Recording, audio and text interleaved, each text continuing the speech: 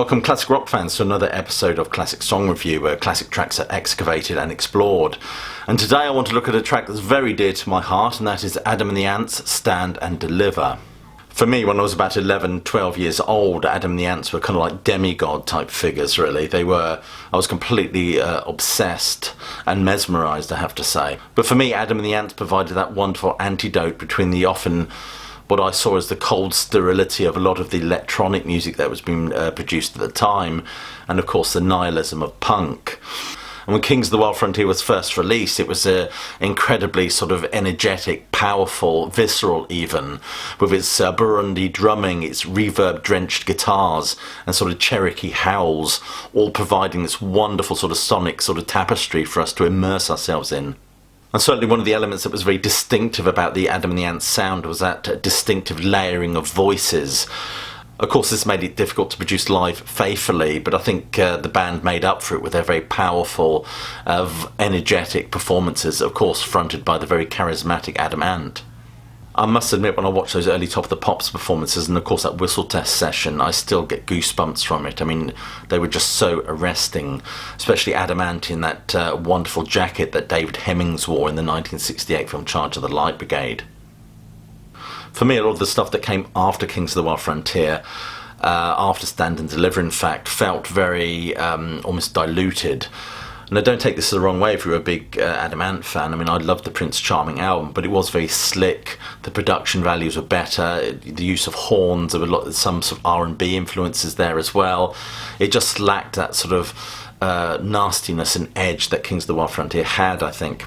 And of course, they went on to do the Prince Charming review, which was simply that. It was a review. It was like a Victorian theatre backdrop in which there was a very theatrical rendering of these songs, which was a perfect vehicle for Adam Ant's sort of various costume changes during the show.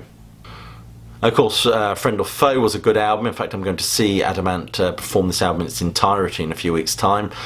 It had some great stuff on it. Strip I liked as well. It also had some good stuff on it.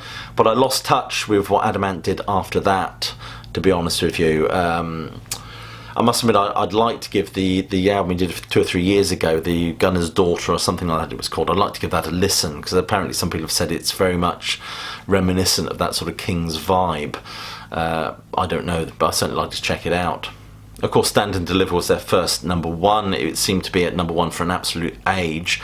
In fact, it was the first single I ever bought. It came out with that lovely sort of poster sleeve as well, if you remember. In America, of course, on the Epic label, there was actually a 12-inch single, but I felt that the artwork hadn't been produced, was a bit grainy for my taste. But anyway, I remember, of course, the video was the real standout moment. I remember my father and I used to go running a lot in those days, and I remember nagging him to get us back to see the end of Top of the Pops. I distinctly remember him saying, "Why, it's only that stupid Highwayman thing again." But what can I say? I was absolutely enraptured with it. Of course, I'm convinced, of course, that the Ant music single would have been Adam and the Ants' first number one, had it not been kept off the top spot by John Lennon's Imagine. Of course, this was 1980. This Imagine went straight to the top of the charts following John Lennon's assassination. Of course, the B-side to Stand and Deliver was Beat My Guest, a song that's still very much a live favourite today.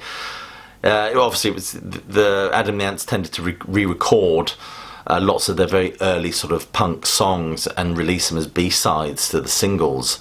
Of course, songs like Physical You're So, Friends, Red Scab, Christian Dior, and of course Beat My Guest. Of course, most people, when they think of Stand and Deliver, they think of that wonderful sort of music video that accompanied it. Of course, music videos were very important then, of course. There's a Monty Python sketch called Dennis Moore from 1973 about a highwayman.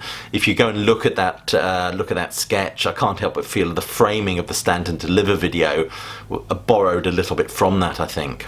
And of course the video was very lavish and beautifully produced. Of course videos were much more important in those days than they are now. There was a scene, of course, at the end of the video with Adam Ant being prepared on the gallows to be hung. And of course that scene was cut out as they felt it was perhaps too upsetting, too disturbing for sort of younger viewers. Instead, on Top of the Pops, we were presented with a jewellery dangling cigar smoking Jimmy Savile instead. Stand and Deliver was a song that's very much inspired by the look and sort of figures, over-romanticised figures that populated 18th century Georgian England. It was also inspired by the Tommy Steele film Where's Jack, which is, I think, from 1969. It was a film, of course, that focuses on the notorious 18th century criminal Jack Sheppard. Adam Ant, of course, has gone on to say that Stand and Deliver was very much about grabbing people's attention. And he's certainly with that look, of course, which was drawn from images of the sort of 18th century highwayman as a theme. Of course, of Stand and Deliver, Adam Ant himself has said, if I may quote, "It's just stealing people's attention. I'm a very big history fan, certainly of that Georgian era. I like the flamboyance and sexuality and bawdiness of the time." So as I said, really, Stand and Deliver does employ that very sort of over-romanticised image of the highwayman, which of course is a vehicle for the band's manifesto, which is about looking good, grabbing people's attention, about confidence, a declaration of self-realisation, if you like. And of course, the look was a combination of several sort of anti-heroic figures to sort of challenge the prevailing orthodoxy, if you like. You had a highwayman, pirate, and sort of general sort of 18th century rogue all sort of thrown into the mix.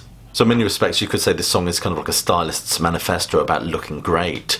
It's a song, of course, where that Native American sort of sound and look was replaced by sort of 18th century swagger.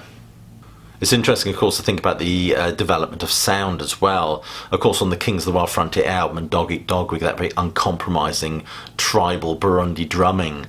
Of course, that changes a little bit for Stand and Deliver, where the drumming now actually sort of represents or recreates a galloping effect.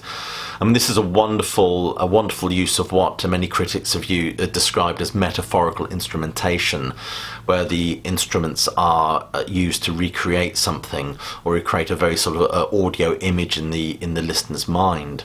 It's also very reminiscent of Alfred Lord Tennyson's poem Charge of the Light Brigade, where he uses poetic metre, dactyls and trochees to recreate the galloping of the horses at that ill-fated event at the Battle of Balaclava. So Adam and the Ants, and especially that King's look and Stand and Deliver, holds a very special place in my heart, really. And this song, I never tire of listening to this song and watching that video, which is a testimony to the enduring quality of it. And at the end of the day, who can do a bit of a qua-diddly-qua-qua on a Sunday evening? That's what I say. Anyway, you've been watching an episode of Classic Song Review. Please click like and subscribe. Check out the Facebook page. Share this video by all means. But more importantly, please do keep listening.